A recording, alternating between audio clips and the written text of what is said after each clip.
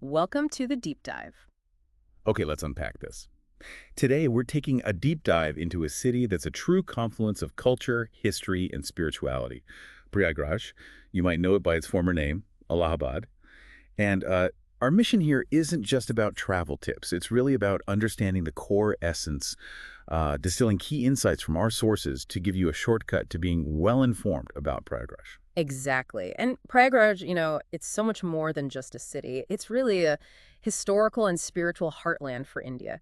It has this incredibly layered identity, centuries deep. Understanding Prayagraj means peeling back those layers. It's fundamental to understanding a big part of India's soul. That's a really powerful way to think about it. Yeah. And to really get a feel for that soul, you first need to know how to get there, right? Let's talk practicalities. Our sources show it's actually maybe surprisingly quite accessible for such a major place. It is, yeah. So if you're flying, there's Prayagraj Airport, direct flights from big cities, Delhi, Mumbai, Bangalore. Sounds pretty straightforward. It is straightforward now. And, thinking deeper, this accessibility, it isn't just modern convenience. It points to something older. Prayagraj was always meant to be reachable, almost designed for it, you could say. Its spiritual importance and later its political role kind of demanded it be a crossroads. Wow, okay. So that strong infrastructure today is really built on centuries of, needing to be connected. That's a great connection to make. Not just easy to get to now, but historically important, partly because it was easy to get to. And for rail travel, India's lifeline. Prayagraj Junction is apparently one of the busiest stations in the whole country. All massively busy. Huge connections. Kolkata, Varanasi, Lucknow, Delhi, naturally. A real hub on the network. And that tells you something, doesn't it? The sheer volume of people. Millions travel there, often not as tourists, but for pilgrimage. Deeply spiritual journey. That constant flow year after year, it both requires and reinforces that connectivity.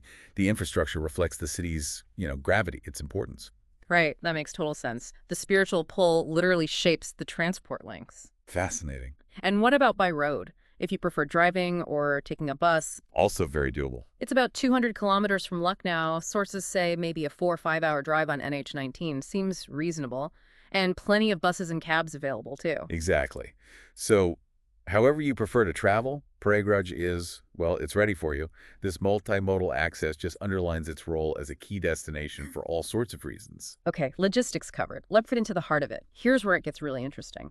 What truly defines Prayagraj, and you have to start, absolutely have to start, with the Triveni Sangam. Centerpiece, no question. Our sources paint this vivid picture, the holiest site where three rivers meet, the Ganga, the Yamuna, and the mythical Saraswati. Just picturing that confluence, it sounds immense.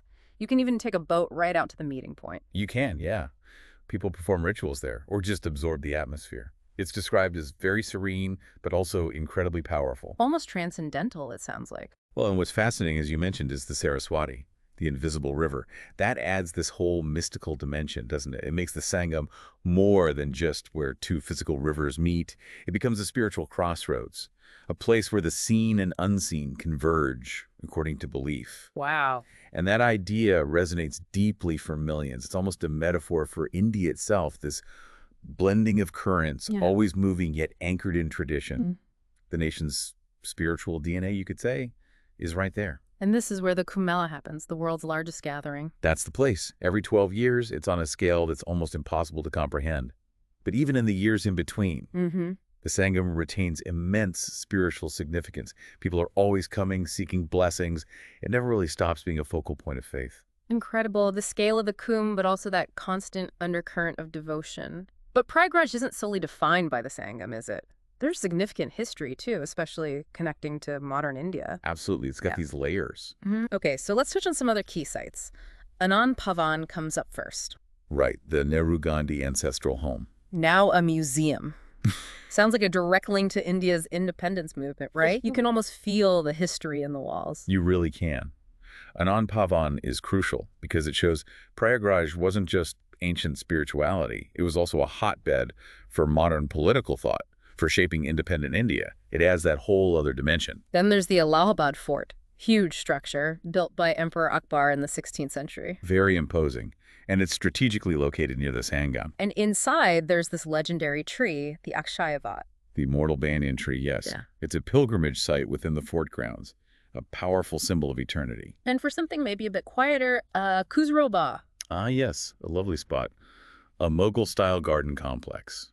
Quite peaceful. With tombs of Emperor Jahangir's family. Sounds like a bit of a hidden gem, maybe offering a different historical perspective. It does. And when you look at these sites together, the Sangam, Anand Pavan, the fort, Khusro Bagh, you see this dialogue across centuries. You have ancient faith, Mughal grandeur, the struggle for independence. Prayagraj has witnessed and shaped so many different eras. That's a great way to put it, a dialogue across centuries. And one more spiritual site mentioned is the Alopi Devi Mandir. What's unique there? Ah, this one is really interesting. Our sources say there's no idol. No idol, just faith and legend. Exactly, which is quite unusual. It emphasizes pure belief, the essence, rather than a physical form. Very distinctive. So if you tie all that together, the Sangam, the fort, Anand Pavan, this temple. You really see Prayagraj's dual identity, don't you? It's profoundly sacred, a spiritual anchor. But it's also absolutely pivotal in modern India's political story. And that raises a question, really. How many cities truly embody that kind of blend? Where ancient spirituality and modern nation-building are so intertwined in one place, it's quite rare. That is thought-provoking. A rare combination indeed. Okay, after all that history and spirituality, you're going to work up an appetite. Let's talk food. Yes, definitely. Need to refuel. The sources describe the food as pretty straightforward North Indian fare. Simple but flavorful. And for breakfast, it sounds like kachori sabzi is the go-to. Oh, absolutely. A must-try. Crispy fried pastry, spicy vegetable curry. Perfect start. And you have to pair it with jalebi, right? Those bright, orange, sweet, syrupy swirls, that classic sweet and savory combo. You do. It's the tradition. And what's great about the food there is how authentic it feels. It really reflects the local agriculture, simple, hearty traditions. It's unpretentious, comforting food. Sounds delicious. Now, there's also something called tomato chat. Sounds unusual. It is. Not your typical chat. It's described as spicy mashed tomatoes with local Desi spices. Yeah. Quite unique to the area, apparently. Worth seeking out. Okay, noted. And for something more rustic. Badi choka. Baked wheat balls with a mashed vegetable mix. Best enjoyed at the local dabas, those roadside eateries. Real soul food. Right. And then for evenings, maybe near civil lines or the chalk area. Perfect time for kulhad chai tea in those earthy clay cups, and maybe some rabri, that rich, sweet, condensed milk dessert. Kulhad chai is special. And winter treats, too.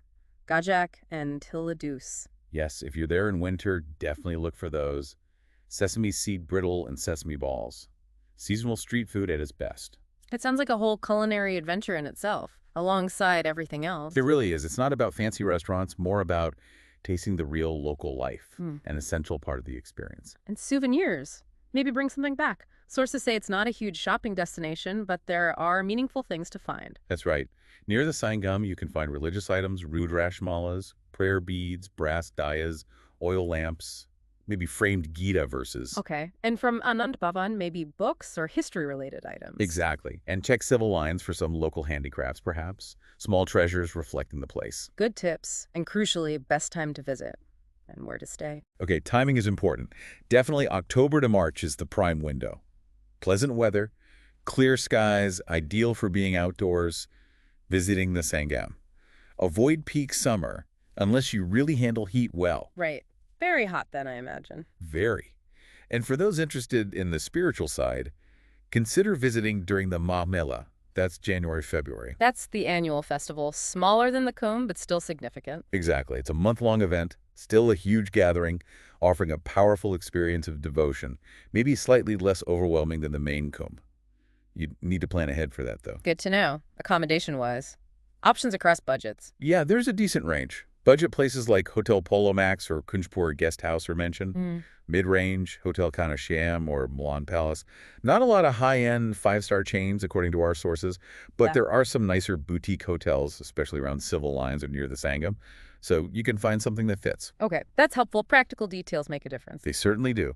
Planning helps you make the most of a visit to such a layered city. So, wrapping this up, what's the big takeaway?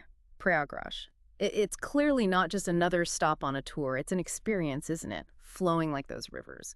A place where deep faith meets pivotal history, where every corner seems to hold a story. That blend seems really unique. It truly is, and it makes you think, doesn't it? In our world, which often feels like it's becoming more and more the same, How does a place like Prayagraj hold on to such deep-rooted traditions, such a distinct identity? It prompts reflection, I think, on the value of these cultural confluences, these places where past and present aren't separate but flow together. It tells us something about the endurance of the human spirit, perhaps. That's a wonderful thought to leave our listeners with. Understanding these places matters. Well, thanks for taking this deep dive into the many layers of Prayagraj with us. Until next time, keep exploring and keep learning. We'll be here to help you dive deep.